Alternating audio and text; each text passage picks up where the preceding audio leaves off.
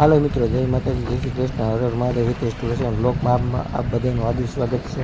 મિત્રો, આપણે બેટ દ્વારકાથી નીકળી ગયા છીએ. હવે આપણે નાગેશ્વર જઈ રહ્યા છીએ. તમે જોઈ શકો છો.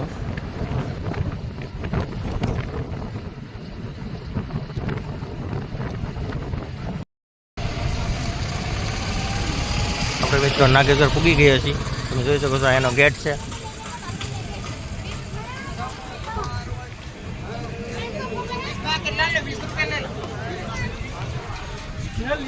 આ મંદિર છે નાગેશ્વર મહાદેવનું.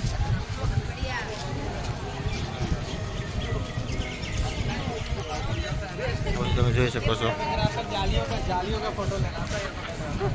મૂર્તિ મોટી રાખવામાં આવી છે.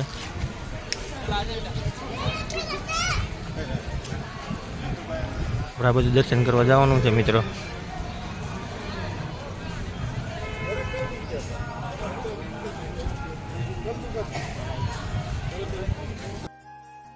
અંદરની તરફ આવી ગયા છીએ મિત્રો. તમે જોઈ શકો છો, ધીમે ધીમે અંદર જઈ રહ્યા છીએ. તમે જોઈ શકો છો મિત્રો, દર્શન કરી રહ્યા છે.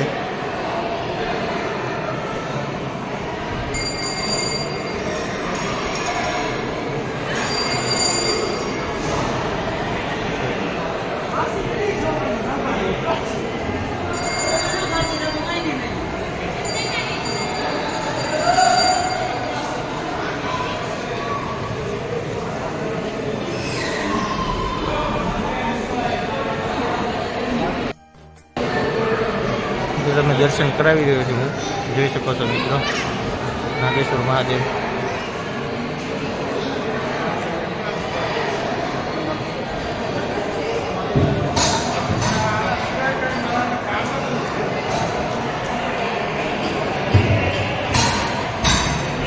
મંદિર છે આ નંદી મહારાજ છે. આગળ તરફ જઈએ આપણે. જોઈ શકો છો,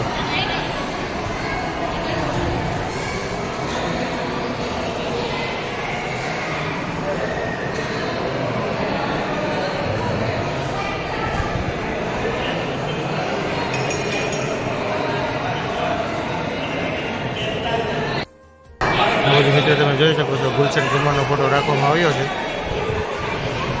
મંદિરની અંદર જ. તે આપણે મિત્રો મંદિરની પરિક્રમા કરી રહ્યા છીએ. અડધી પરિક્રમા કરી લીધી છે.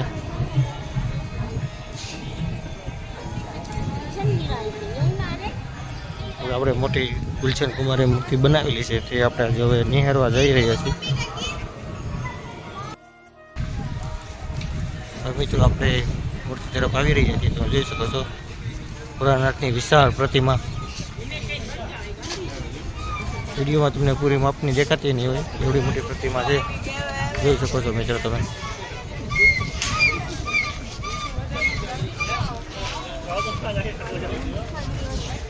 જોઈ શકો છો મિત્રો, જોઈ શકો છો, વિશાળ પ્રતિમા છે ભોળાનાથની.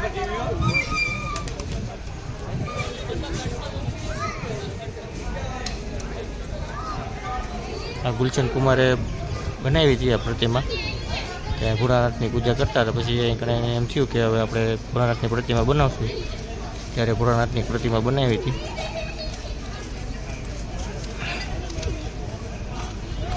મંદિરનો આવો વ્યૂ આવી રહ્યો છે આ બધી તરફથી. તમે જોઈ શકો છો મિત્રો.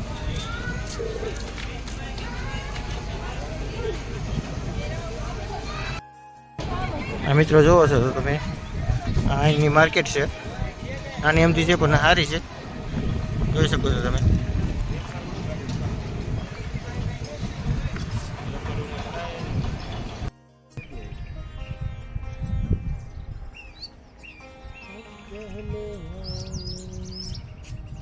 ગાડી